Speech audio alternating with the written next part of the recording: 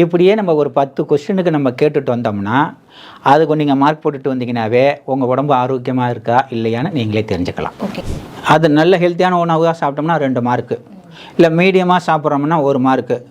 இல்லைங்க நான் சாப்பிடவே இல்லை, கண்டது கிடையாது தான் சாப்பிடுவேன் அப்படின்னா, இப்போ முத்திக்கு போயின வியாதிக்கே நம்ம என்ன தான் மருந்து பார்த்தாலும் சரி செய்ய முடியாது. ஆனால் நோய் வரதுக்கு முன்னாடி பாதுகாத்துக்கிட்டோம்னா நோய்ங்கிறது வராது. ஒரு சாட் போட்டு என்னென்ன பண்ணுறோம், என்னென்ன இருக்குது அப்படின்னா உடம்புக்குள்ளே என்னென்ன இதெல்லாம் இருக்குது அப்படிங்கிறது தெரிஞ்சு போயிடும். நம்ம எடுத்ததுக்கெல்லாம் மாத்திரை மருந்துன்னு போகக்கூடாது. நம்ம உணவுலேயே சரி பண்ணிக்கலாம் எல்லாமே.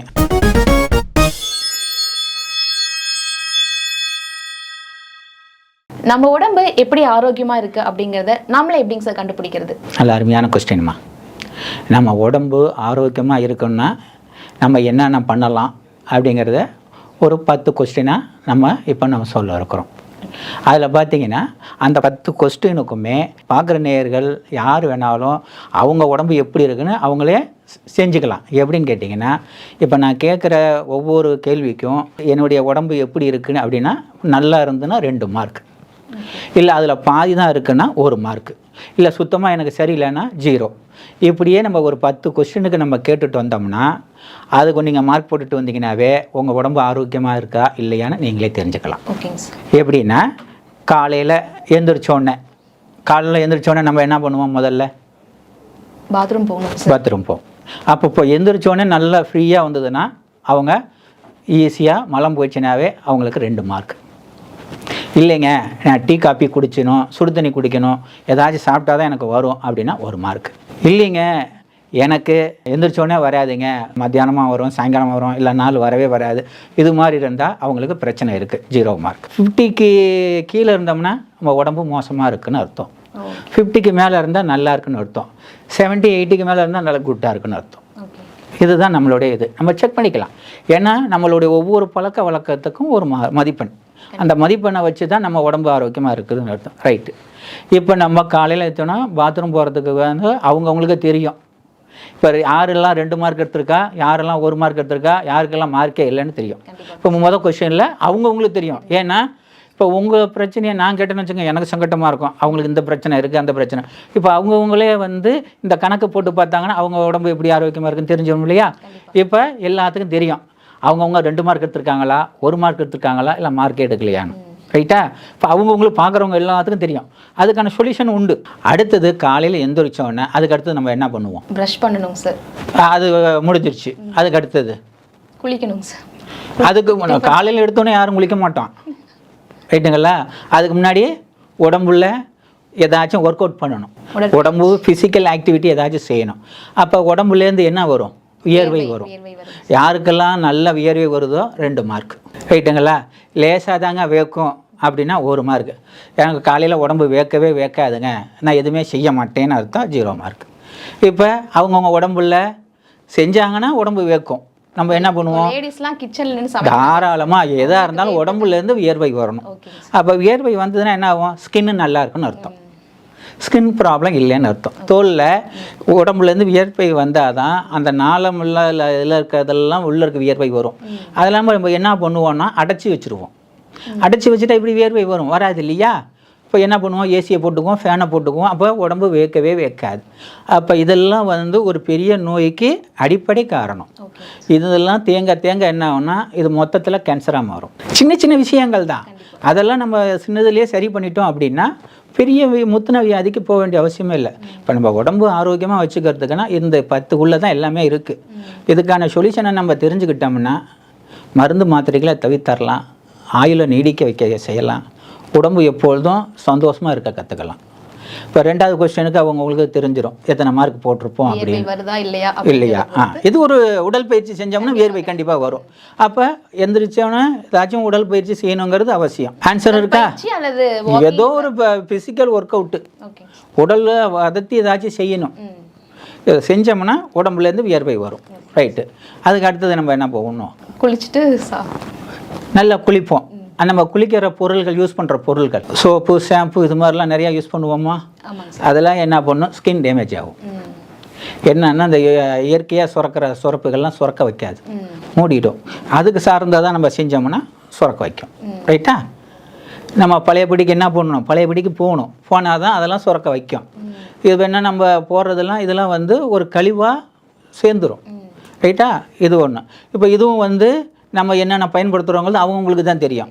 நம்ம நல்லதை பயன்படுத்துகிறோமா, நல்லது இல்லாத பயன்படுத்துகிறோமா. அப்போ நல்லதை பயன்படுத்தினோம்னா 2 மார்க்கு, சுமாராக தான் பயன்படுத்தினா 1 மார்க்கு. இல்லை நான் கண்டது கடையெல்லாம் யூஸ் பண்ணுவேன் அப்படின்னா, இப்போ முத்திக்கு போயின வியாதிக்கே நம்ம என்ன தான் மருந்து பார்த்தாலும் சரி செய்ய முடியாது. ஆனால் நோய் வர்றதுக்கு மேலே பாதுகாத்துக்கிட்டோம்னா நோய்ங்கிறது வராது. ஆனால் கொஞ்சம் சிரமப்படணும். இப்போ சிரமம்னா பெரிய சிரமம் இல்லை. காலையில் எந்திரிச்சோன்னா வெள்ளுன்னு எந்திரிக்கணும். ரைட்டா? இதுதான் முதல் பாயிண்ட்டே. நம்ம காலையில் எந்திரிச்சோன்னா வெள்ளுன்னு எந்திரிக்கணும். அட்லீஸ்ட் ஒரு 5 மணிக்குனாச்சும் எந்திரிக்கணும். கரெக்டா? யாரெல்லாம் 5 மணிக்கு எந்திரிக்கிறோம் 2 மார்க். இல்லைங்க நான் 6 மணிக்கு எந்திரிக்கிறேன், நான் வந்து சூரியன்லாம் உதிச்சு போனதுக்கப்புறம் தான் எந்திரிப்பேன் 8 மணிக்கு. இது வேணா இப்போ 5 மணிக்கு எந்திரிக்கிறவங்களுக்கு என்ன வேலை? ஒர்க் அவுட் பண்ணணும், ஒரு மூச்சு பயிற்சி செய்யணும், ஒரு தியானம் செய்யணும். ஏதோ ஒன்று செஞ்சால் உடம்புலேருந்து வியர்வை வரும். ரைட்டா? இப்போ யார் யார் செய்கிறாங்க செய்யலைங்கிறது அவங்கவுங்களுக்கே தெரிஞ்சிடும். செஞ்சால் 2 மார்க்கு. இல்லை கொஞ்சம் செய்வேங்க, ஒரு என்னால் 1 மணி நேரம் செய்ய முடியாது, ஒரு 20 மினிட்ஸு செய்வேன், ஒரு மார்க்கு. ஏதோ ஒன்று செய்கிறோம் இல்லையா? ஒன்றுமே செய்யலைன்னா. அடுத்தது காலையில் நல்ல ஹெல்த்தியான உணவு சாப்பிட்றோமா? எல்லோரும் சாப்பிட்றது ஹெல்த்தியான உணவா? நிறைய பேர் சாப்பிட்றதே இல்லை. அது அப்படியும் இருக்கக்கூடாது. ஏன் அப்படின்னா நம்மளுடைய பயாலஜிக்கல் கிளாக்குன்னு ஒன்று உடம்புல இருக்குது. காலையில் 3 to 5, 5 to 7, 7 to 9, எப்படியா இருந்தாலும் 7 to 9 மணிக்குள்ளார காலையில் சிற்றுண்டி சாப்பிட்றணும், பிரேக்ஃபாஸ்ட்டை முடிச்சிடணும். யாரெல்லாம் ஸ்கிப் பண்ணுறாங்களோ அவங்களுக்கு பெரிய ஆபத்து பின்னாடி இருக்குது. சின்ன சின்ன விஷயத்தை நீங்கள் கரெக்ட் பண்ணலைன்னா உங்களுக்கு பெரிய பிரச்சனை பின்னாடி இருக்குதுன்னு அர்த்தம். ஏன்னா நம்ம சின்னதாக என்ன பண்ணுவோம், நம்மளோட தியாகம் பண்ணுறதா நம்மளாம் நினச்சிக்குவோம். காலை உணவை மிச்சம் பண்ணிட்டோம், ஒரேடியாக மத்தியானம் லஞ்சுக்கு போயிடலாம் அப்படின்னு. அது மொத்தமாக என்ன பண்ணும், வச்சு செஞ்சிடும் நம்மளை இயற்கை. காலையில் சில அமிலங்கள்லாம் சுரக்கும், அதுக்கெல்லாம் சுரக்கிறதுக்கு நம்ம உணவு ஏதாச்சும் கொடுத்தா தான் இருக்கும். அப்போ காலை உணவு நல்ல ஹெல்த்தியான உணவாக சாப்பிட்ணும். ரைட்டா? நம்ம என்ன பண்ணுவோம், ஃப்ரிட்ஜில் வச்சதா சாப்பிடுவோம். அப்போ எல்லாம் உள்ளே போய் நன்மை செய்யுமா? கண்டிப்பாக இல்லை. அது நல்ல ஹெல்த்தியான உணவாக சாப்பிட்டோம்னா 2 மார்க்கு. இல்லை மீடியமாக சாப்பிட்றோம்னா 1 மார்க்கு. இல்லைங்க நான் சாப்பிடவே இல்லை, கண்டது கிடையாது தான் சாப்பிடுவேன் அப்படின்னா ரைட். நம்ம அடுத்தது பார்த்திங்கன்னா நம்ம உடம்பு எந்திரிச்சோடனே சுறுசுறுப்பாக இருக்கா, இல்லை சோம்பேறித்தனமாக இருக்கா? காலையில் எழுந்திரிச்சோடனே வாட்ஸ்அப்புக்கு போகலாமா, ஃபேஸ்புக்கு போகலாமா அப்படி மனசு வருதா? அப்போ உடம்புக்குள்ளே என்ன நடக்குது? அப்போ என்ன ஆகணும், எல்லாம் நம்ம காலையில் இதெல்லாம் மாற்றினோம்னா என்ன ஆகும், நல்ல இது காலையிலேருந்து சேர்ந்தால் அதுக்கு 2 மார்க்கு, 1 மார்க், 0 மார்க். இப்போ நம்ம என்ன எந்திரிக்கிறோம் நம்மளுக்கு தெரிஞ்சிடும் இல்லையா? ஓகே. அடுத்தது உடம்புல பசி எடுக்குதா? பசி எடுத்து சாப்பிடணும். நம்ம என்ன பண்ணுவோம், நேரம் ஆயிடுச்சு சாப்பிட்றோம். அதாவது நல்ல பசி எடுத்து சாப்பிட்டா 2 மார்க்கு. இல்லைங்க நான் நேரத்துக்கு சாப்பிட்ருவேங்க, பசிக்குதோ இல்லையோ சாப்பிட்ருவாங்க. சில பேர் சொல்லுவாங்க எனக்கு பசியே எடுக்க மாட்டேங்குது. அப்போ உள்ளார கண்டிஷன் மோசமாக இருக்குது ஹெல்த்தில். ரைட். அடுத்தது நம்ம வேலை செய்கிறது, நல்ல வேலை செய்கிறோமா 2 மார்க்கு. நம்ம அவங்கவுங்களுக்கு தெரியுமில்ல நம்ம வேலை செய்கிறோம் இல்லைங்கன்னு. இல்லைங்க எனக்கு கொஞ்சம் தான் ஒர்க் இருக்கும், மீதி நேரம் ரெஸ்ட்டு தான் எடுப்பேன், 1 மார்க்கு. இல்லைங்க நான் வேலையே செய்ய மாட்டேங்க, உட்காந்தே இருப்பேங்க போந்தா கோழி மாதிரினா. ரைட்டா? இப்போ நம்ம ஒர்க்குகளையும் நம்ம மார்க் போட்டோம். அடுத்தது நம்மளுடைய தூக்கம் ரொம்ப முக்கியமானது. அதே மாதிரி டைமுக்கு சாப்பிட்றோமா, பசி எடுத்து டைமுக்கு சாப்பிட்றோமா. நல்லா கரெக்டாக இதெல்லாம் நம்ம முன்னாடி செஞ்சுருந்தோம்னா டைமுக்கு கரெக்டாக பசிக்கும். 7 to 9 பசிக்கும், 1 to 3 பசிக்கும். அதே மாதிரி சாயங்காலத்தில் 7 to 9 சாப்பிட்டு முடிச்சிடணும். அதுவும் நம்ம 7 to 9 இன்னொரு சான்ஸ் கொடுத்தோம்னா 9 மணிக்கு மேலே சாப்பிடணும். அப்போ 7 to 8ன்னு நம்ம நினைக்கணும். அப்போ தான் 7 to 9 முடிப்போம். ரைட்டா? இது 2 மார்க், 1 மார்க், 0. அவங்கவுங்க கண்டிஷன் அவங்களுக்கு தான் தெரியும். ரைட். இப்போ நம்ம எத்தனை மணிக்கு படுக்கிறோம், படுத்த பிறகு நம்ம பெட்ரூமில் என்ன யூஸ் பண்ணுறோம்? ரைட்டா? பெட்ரூமில் போனோன்னு என்ன பண்ணுவோம், பெட்ரூம்னா தூங்குறதுக்கு மட்டும்தான் அது பெட்ரூம். போய் எல்லா ஆக்டிவிட்டியும் செஞ்சால் அது பேர் பெட்ரூம் கிடையாது. அவங்கவுங்களுக்கு தெரியும்ல. நம்ம பெட்ரூமில் போய் என்ன வேலை செய்கிறோம் அப்படின்னு எல்லோரும் என்ன பண்ணுவான், டிவி பார்ப்போம், மொபைல் பார்ப்போம் 11 மணி வரைக்கும். அப்போ என்ன போனோன்னா படுத்தோன்னே தூக்கம் வந்துடணும். அதுதான் பெட்ரூம். எந்த விதமான டிஸ்டர்பன்ஸும் இருக்கக்கூடாது. லைட்டெல்லாம் ஆஃப் பண்ணிவிட்டு படுத்துடணும். படுத்துட்டோம்னா என்ன ஆகணும், படுத்தோன்னே தூக்கம் வந்துருச்சுன்னா 2 மார்க். இல்லைங்க கொஞ்சம் நேரம் ஆகுங்க, நான் அங்கிட்டு உருளுவேங்க, அதுக்கப்புறம் தாங்க தூக்கம் வரும், 1 மார்க்கு. ரொம்ப நேரம் முழிச்சே தாங்க படுத்துருப்பேன். ரைட். இப்போ நம்ம உடம்பு இதுக்கும் ஒவ்வொன்றும் பார்க்குறோம். உடம்புகளில் இப்போ அவங்கவுங்களுக்கு என்னென்ன மார்க் வந்திருக்குன்னு தெரிஞ்சிருக்கும். இப்போ 50% இருக்குதா, இல்லை 50க்கு கீழே இருக்குதா, மேலே இருக்குதா? இதே மாதிரி தான் நம்ம ஒவ்வொரு உடம்பும் இருக்குது. அப்போ உடம்பு இல்லை, இது வந்து ஜென்ரலாக பண்ணுறது. சில பேர்த்துக்கு எப்பொழுதுமே சோர்வாகவே இருக்கும். உடம்புல ஒரு விதமான டயர்ட்னஸ் இருந்துக்கிட்டே இருக்கும். ரைட்டா? அதில் யாருக்கெல்லாம் இருக்குது, யாருக்கெல்லாம் இல்லை, அது ஒன்று பிரிக்கணும் இல்லையா? எதுனா அடித்து போட்டாப்புல உடம்பு இருக்கும், வலிகள் வேதனையோடு இருக்கும், அது மாதிரி ஒன்றும். இதுலேயும் மார்க்கு அப்படின்னு எடுத்துக்கோங்க. சில பேர்த்துக்கு நோய் இருக்கும். அது எது வேணாலும் இருக்கட்டும், உச்சந்தலையிலேருந்து உள்ளங்கால் வரைக்கும் எந்த நோயாக இருக்கட்டும், எனக்கு இருக்குங்க, ஃபுல்லாக இருக்குங்கன்னா அவங்களுக்கு 0. ரைட்டா? இல்லைங்க சின்ன சின்ன பிரச்சனை வருங்க, 1 மார்க்கு. ஃபுல் அண்ட் ஃபுல் இதாக இருக்குது அப்படின்னா 2 மார்க்கு. இப்படியே போட்டுக்கிட்டு வந்தீங்கன்னா காலையிலேருந்து நைட்டு தூங்குற வரைக்கும் எந்த நோயாக இருக்கட்டும், நோயின்னு இருந்தால் ஃபுல் அவுட்டு. ஏன்னா அந்த நோயினால் பாதிப்புகள் நிறையா வரும். அதை நினைப்போம், அதனால் தொந்தரவுகள் வந்துட்டுருக்கோம், வலி வேதனை வந்துட்டுருக்கோம். அந்த கொஞ்சம் நேரம் கழித்து தான் தூங்கணும். சில பேர் சொல்லுவாங்க, நான் தூங்குறதுக்கு எப்படியும் 12 மணிக்கு மேலே ஆயிருங்க. சில பேர் சொல்லுவாங்க 3 மணி ஆயிருங்க நான் படுக்கிறதுக்கு, நான் கண்ணை மூடுறதுக்கு 3 மணி ஆயிரும், 8 மணி வரைக்கும் தூங்குவேமாங்க. ஆனால் ஒருத்தங்க தூங்குறது வந்து கம்பல்சரி 6லேருந்து 8 மணி நேரம் தூங்கணும். இது மாதிரி நம்ம ரெகுலராக ஒரு சாட் போட்டு என்னென்ன பண்ணுறோம், என்னென்ன இருக்குது அப்படின்னா உடம்புக்குள்ளே என்னென்ன இதெல்லாம் இருக்குது அப்படிங்கிறது தெரிஞ்சு போயிடும்.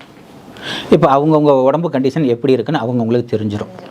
யாராக இருந்தாலும் ஒரு 50% நல்லா இருக்குது அப்படின்னா மேற்கொண்டு 50% நம்ம டெவலப் பண்ணிக்கலாம். இதுக்கெல்லாம் வந்து எந்த மாத்திரை மருந்துமே கிடையாது.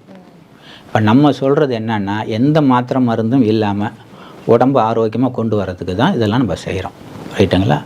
நம்ம சாப்பிட்ற உணவு, நம்ம செய்கிற உடற்பயிற்சி, தியான பயிற்சி, இதிலெல்லாம் வந்து உணவு மாற்றம், இதிலெல்லாம் செஞ்சோம்னாவே எந்த நோயிலிருந்தும் வெளியில் வந்துடலாம்.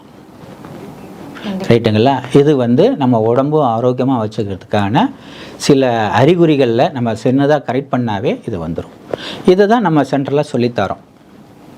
ஏன்னா எல்லாத்துக்கும் எல்லாம் தெரியும், அதை எப்படி ஃபாலோ பண்ணணும், எந்த நடைமுறையில் ஒர்க் அவுட் பண்ணணும் அப்படிங்கிறது சூட்சமாக தெரியாது. ஏன்னா எல்லாரும் ஆளுக்காலும் ஒன்று சொல்லுவாங்க, இது செஞ்சால் நல்லதுங்க, அது செஞ்சால் நல்லது அப்படிம்பாங்க. ஆனால் செய்கிறது என்னென்னா எல்லாம் ஒன்றா தான் இருக்கும்.